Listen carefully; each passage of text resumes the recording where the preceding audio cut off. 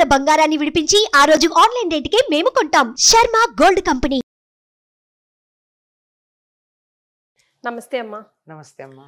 అమ్మ, మంగళసూత్రాలు అందరికి కనిపించేలాగా బయట ధరించాలా, ధరించకూడదా? ఇదొక పెద్ద ప్రశ్న అయిపోయింది. ఏమిటో ఒక్కొక్కసారి ఒక్కొక్క వెర్రి, ఒక్కొక్క పిచ్చి. ఇంతకు ముందు లేని సందేహాలు ఇప్పుడు ఎందుకు వచ్చాయి? ఎందుకు వచ్చాయి ఏమో. అదే అంటున్నాను. ఏదో ఎవరో చేసిన ఏదో ఒక చిన్న చేష్ట వల్ల అందరికీ ఇలాంటి సందేహాలు వస్తూ ఉంటాయి. నిజానికి మంగళసూత్రం ఎక్కడ ఉండాలి? కంఠం దగ్గర ఉండాలి. ఇక్కడ ఉండాలి యాక్చువల్గా. పాతకాలంలో మనకి ఇక్కడ ఉన్నటువంటి చిత్రాలు కనపడతాయి, మీకు తెలుసో లేదో. ఇంత చిన్న చిన్న బిళ్ళల్లాగా ఉండి ఇటు ఇటు మా నల్ల పూసలు ఉండి ఉన్నటువంటివి. అందుకే కొంతమంది అమ్మవారి మూర్తులకి ఇక్కడ వరకే పెడతారమ్మా. అంతే కదా. ఇక్కడ విశుద్ధి చక్రం ఉంటుంది. విశుద్ధి చక్రం దగ్గర తగలాలి అవి. అది ఇప్పుడు మీకు కావాలంటే పాతకాలపు చిత్రాలు చూడండి, వాటన్నింట్లో దేవతామూర్తులందరికి ఇక్కడికే మంగళసూత్రాలు ఉన్నట్టు. అమ్మవార్లకు కూడా మనం అక్కడికే పెడుతున్నాం. అవునమ్మా. అయితే తర్వాత ఏమిటో కాలానుగుణంగా ఎవరో చేస్తారు, అది బాగుందని మిగిలిన వాళ్ళు అనుసరిస్తూ ఉంటారు. అది ఇలా కిందకి వచ్చి ఇక్కడ గుండెల దాకా ఉండడం. ఆ తర్వాత లెక్క కూడా కట్టి మెళ్ళో కట్టేప్పుడు ఇక్కడెక్కడో పట్టుకోమని చెప్పి ఇక్కడ కడుతూ ఉంటారు కదా. అవును. మరి కట్టిన తర్వాత మంగళసూత్రం అన్నది నాకు పెళ్ళయ్యింది అని అందరికీ తెలియచెప్పాల్సిన అవసరం ఉందా? లేదు. అడ్వర్టైజ్మెంట్ చేసుకోవాలా? లేదు.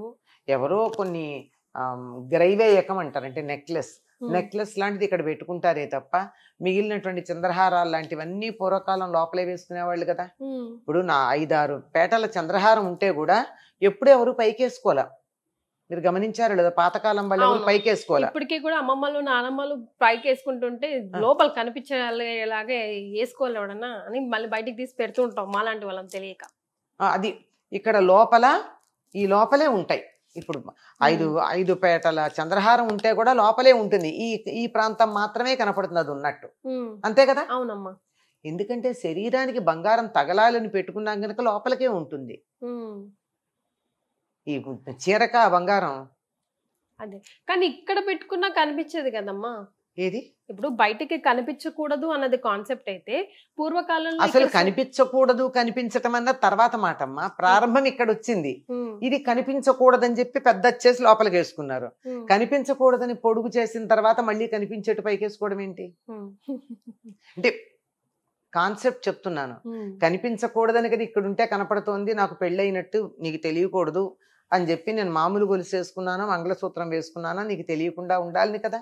అది చెప్పి నేను పొడుగ్గా చేసుకుని వాటి కిందకి దూర్చుకున్నా. అలా మొదలుపెట్టిన తర్వాత పొడుగుది ఎప్పుడు కిందకే ఉంటుంది కనుక మళ్ళీ ఇప్పుడు దాన్ని పైకేయడం ఏంటి అంటే, పైకేస్తున్నామంటే ఏం చేసావు? చీర కట్టుకున్న తర్వాత కొక్కానికి తగిలించిన మంగళసూత్రం కానీ మెడలో అడుగునున్న దాన్ని కానీ పైన వేసుకున్నావని. లేదంటే ఒంటి మీదే కనుక్కున్నట్టయితే అది లోపల ఉంటుంది. చీర నువ్వు పైన కట్టుకుంటావు, పైకి అసలు ఎందుకు వస్తుంది? నువ్వు బయటికి లాగకపోతే ఏమ్మా? అంతే. దీన్ని బట్టి ఎక్కడ వేసుకోవాలో మీకు అర్థమై ఉండాలి. ఇంకా హృదయానికి ఎందుకంటే కంఠం కన్నా హృదయం దగ్గర నా భర్త కట్టినటువంటి తాళిబొట్టు నా దగ్గర ఇక్కడ ఉండాలి, నా గుండెల్లో దాచుకుంటాను అని దానికి ఏదో చాలా వ్యాఖ్యానం చెప్పుకున్నారు. ఇష్టం వచ్చిన వ్యాఖ్యానాలు చెప్పచ్చమ్మా, దాందే ఉంది. ఇది కాస్త ఉంటే చాలు, రకరకాలు అల్లేసి అవతల వాళ్ళు ఈ వలలో పడిపోయి చేసేయచ్చు. అట్లా చెప్పి గుండెల దగ్గర ఉంటే నా భర్త కట్టిన తాళి నా గుండెల దగ్గరే ఉంటుంది అని ఇక్కడ పెట్టుకుంటాను. ఇక్కడ పెట్టుకోవడం కాదు, ఇక్కడ దాకా వేసుకుంటారు. ఇంకా ఎంతంటే పౌటి నుంచి కిందకి కనపడేంత పొడుగు కూడా వేసుకునే వాళ్ళు ఉన్నారు. ఇదంతా కూడా వాళ్ళ ఇష్టాలమ్మా. శాస్త్రం దీని గురించి ఏమీ చెప్పలేదు. ఏది మనకు కాస్త ఇబ్బందిగా లేకుండా ఎబ్బెట్టుగా కనపడకుండా ఉంటుందో మనకే అర్థమవుతుంది. ఒకళ్ళు ఏం చెప్పక్కర్లా, తెలియట్లా ఇది బాగుంది ఇది బాగుండలేదు అని. అంతే. మరి పసుపు కొమ్మ ఎందుకు కడతారమ్మా?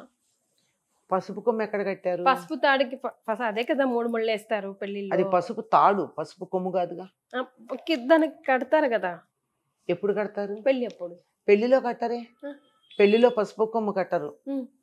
పసుపు తాడుకి మంగళసూత్రం కట్టి ఒకటి, ఇంకొక పసుపు తాడుకి ఎన్నో లెక్కలు ఉంటాయి. వాళ్ళ సంప్రదాయాన్ని అనుసరించి ఎన్ని పోగులు వేయాలో అన్ని పోగులు వేసి పుట్టింటి వారిది ఒకదానికి అత్తింటి వారికి దానికి ఒకదానికి కలిపి విడివిడిగానే కడతారు. 2 పుట్టింటి వారు ఇచ్చిన మంగళ బొట్టు తాళిబొట్టు, అత్తింటి వారు ఇచ్చిన తాళిబొట్టు విడివిడిగానే కడతారు, రెండు మెడలో ఉంటాయి. తర్వాత తీసి 2 తాళ్ళు బాగుండవని ఒక దాంట్లో వేస్తారు. పసుపు కొమ్ము కట్టేది ఎప్పుడంటే, ఎప్పుడన్నా ఈ తాడు కడతాం కదా, ఈ తాడు కొంచెం పెరిగిపోతే దాన్ని మళ్ళీ మార్చుకుంటాం కదా, మెడలో మంగళసూత్రం లేకుండా ఉండకూడదు గనక మంగళసూత్రానికి ప్రత్యామ్నాయంగా పసుపు కొమ్ముకు పసుపు తాడు కట్టేది మెడలో వేసుకుని, ఈ మంగళసూత్రంలో తాడంతా పాతబడిపోతే దారాలు వాటిని తీసి మంచిగా ఇంకో దాంట్లో శుభ్రమైన దాంట్లో గుచ్చి అప్పుడు మెడలో వేసుకుని, అప్పుడు అది మెడలో వేసుకున్నాక ఈ పసుపు కొమ్మును తీస్తారు. అంతేగాని పసుపు కొమ్ము కట్టరమ్మా. ఈ ఎప్పుడైతే బంగారు తాళిబొట్టు దొరకలేదో ఆ సమయంలో కడతారు. అది అంటే మనం సినిమాల్లో చూపించినట్టు ముందెళ్ళి అది కట్టడం అదంతా ఓన్లీ డ్రామానే. ఏది పసుపు కొమ్ము కట్టడమా? అసలు పసుపు కొమ్ము కట్టడం ఎక్కడా లేదమ్మా. అంటే వాళ్ళ దగ్గర బంగారం లేకపోతే కడతారు తప్ప ఉంటే కట్టాల్సిన పని లేదు. ఓకే. అయితే ఒకవేళ మంగళవారాలు, శుక్రవారాలు, అమావాస్య, పున్నానికి ఒకవేళ పసుపు తాడు పెరిగితే ఏం చేయాలి? పెరగకుండా ముందే జాగ్రత్త పడతారమ్మా చాలా మంది. ఒకవేళ పెరిగితే కూడా దాన్ని అక్కడికక్కడ ముడి వేసుకుని దాన్నే మెడలో వేసుకుని మార్చుకోవడం మాత్రం తర్వాత చేస్తారు. ఇప్పుడు తాడు కదా అయిపోతుంది, ఆ తాడు అయిపోతే అది తీయకుండా దాన్నే ఇంకో తాడుతో గట్టిగా చుట్టి పెట్టేసి, ఈ రోజుల్లో వాళ్ళైతే సేఫ్టీ పిన్స్ ఉన్నాయి, వాటిల్లో పెట్టి జాగ్రత్తగా పెట్టి ఆ మర్నాడు మార్చుకోవాలి. మరి అసలు మంగళసూత్రాలు ఉత్తర దేశంలో లేవు కదమ్మా. వాళ్ళకి రూల్స్ కాదమ్మా, ఇది దక్షిణ దేశపు సంప్రదాయం, ఇది ప్రాంతీయ ఆచారం. తాళి అంటే ఏమిటో తెలుసా? తాడి చెట్టుకు సంబంధించింది అని అర్థం. తాడి చెట్టుకు సంబంధించింది, తాళ వృక్షానికి సంబంధించింది. తాటి ఆకుని ఇలా బిళ్ళలా చేసి మనం బొమ్మలు చేస్తాం కదా, చిన్న ముక్కని ఇలా పెట్టి ఆ డాట్ చేసింది ఏదైతే ఉందో దాన్ని తీసి అది తాళిగా దాన్ని కట్టేవాళ్ళట ఇక్కడ దక్షిణ దేశంలో. ఉత్తర దేశంలో తాడి చెట్లే లేవు, తాళి ఎక్కడ ఉంటుంది? ఇది ఇక్కడ సంప్రదాయమే. వాళ్ళకి నుదుట సింధూరం పెట్టడం, మనకి నుదుడు సింధూరం పెట్టే పని లేదు, మనకి మెడలో తాళి కట్టడం ఉంది. ఈ తాళి కట్టడానికి మంచి శ్లోకమే ఉంది, దాన్నే మంత్రంగా భావిస్తాను తప్ప వైదికమైనటువంటి మంత్రం మనకి కనపడదు. Right. Thank you so much అమ్మా. నమస్కారం.